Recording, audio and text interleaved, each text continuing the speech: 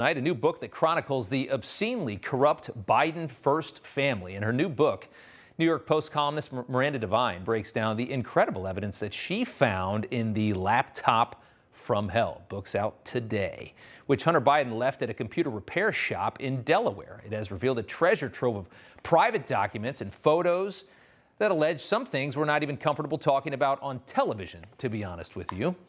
In her own words, Devine writes, despite his secret debaucheries, Hunter was acutely aware of what he brought to the table, access to his powerful father. That was the Biden family business, involving the president's brothers as well as Hunter, and it is documented in minute detail in the 11-gigabyte trove. And that's exactly what this is. Everybody knows what this was. Over 9 years, from 2010 to 2019, the laptop shadows Joe's life as the globetrotting vice president of Obama, the favored trading senator from Delaware who would go on to become leader of the free world. Access, influence, this, of course, is where Hunter Biden and the Biden family in general made all of their money, pimping out access to Joe Biden's power, pimping it out to the highest bidder. It's pure, clear corruption. It's as clear as day. It's so bad, of course, even Donald Trump brought it up during the debates last year. If this stuff is true about Russia, Ukraine, China, other countries, Iraq, if this is true, then he's a corrupt politician. There are 50 former national intelligence folks who said that what he's accusing me of is a Russian plan. You mean the laptop is now another Russia hoax? That's exactly what. Is this where you're exactly going? what. This is where he's going. The laptop is Russia, Russia. I want to. That's something else, isn't it? What a liar. And it also goes to show you can find 50 partisan experts or whatever to sign anything you want in Washington, especially if you've got power. How pathetic is that? And now it's all clear as day. This book is filled with evidence, much of which you've already heard about. We've documented it in great detail on this show. And there's a lot more in the book as well. Corroborated quote from multiple angles. Hunter's laptop tells an alarming story of the national interests sold out for personal gain at the highest level, in particular to communist China, our greatest strategic foe. The conclusion is inescapable. The president cannot extricate his family's money-making schemes from America's foreign policy imperatives, and that's the point. What's truly incredible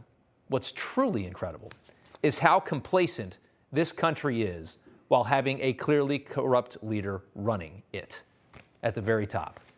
Isn't it astonishing that this is not a bigger deal? That there's not questions about this every day in the White House briefing? Imagine if the president was a Republican. Imagine. It's astonishing to watch. The left was so disgusted by Trump, they're willing to turn a blind eye to a president who openly enriches his entire family using his office.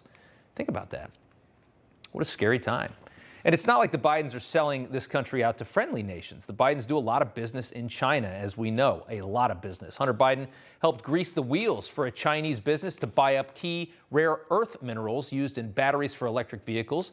New York Times story, which of course they report it just barely enough. They don't really go into it the way they did on anybody else. But they report an investment firm where Hunter was a founding board member helping a Chinese company purchase one of the richest cobalt mines located in the Congo in this page 12 story.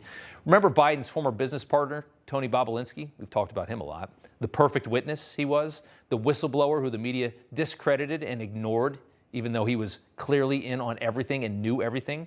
This is where Bobulinski comes in. The book details Hunter and his uncle Jim Biden's shady business dealings with China. According to the book, Hunter and his uncle entered into a deal with the Chinese government-linked energy conglomerate CEFC.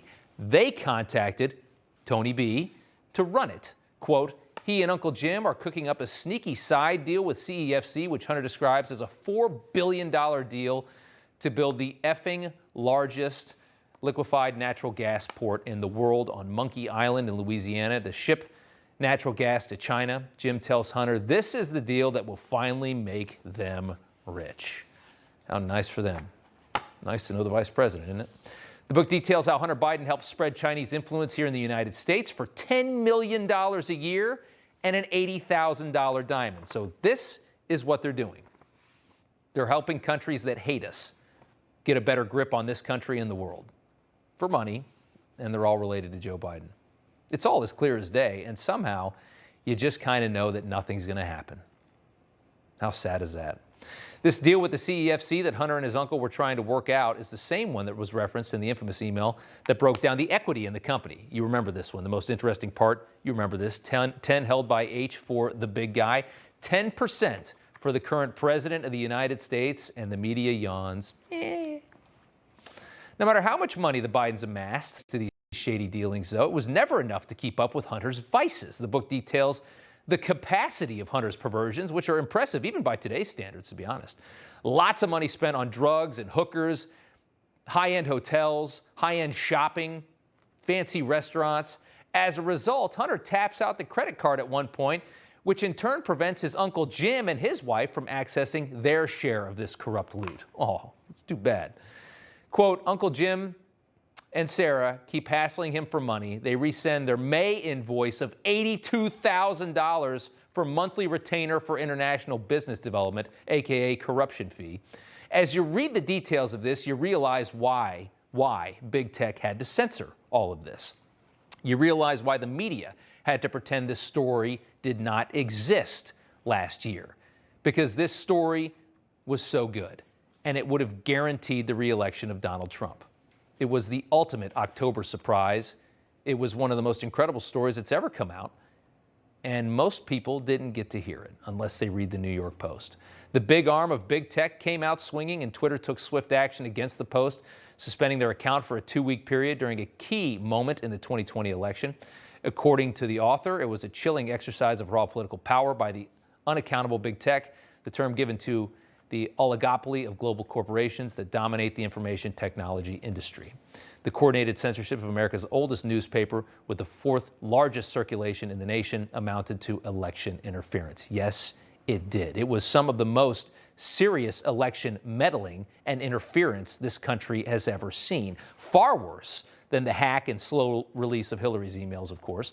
The details of the Biden family corruption were staggering, and the media sold out every last bit of its credibility just to keep Donald Trump out of the White House for a second term. That's what they did, and I'm talking about all of them. Mainstream press, ABC, NBC, CBS, of course, CNN, MSNBC, and Washington Post, New York Times.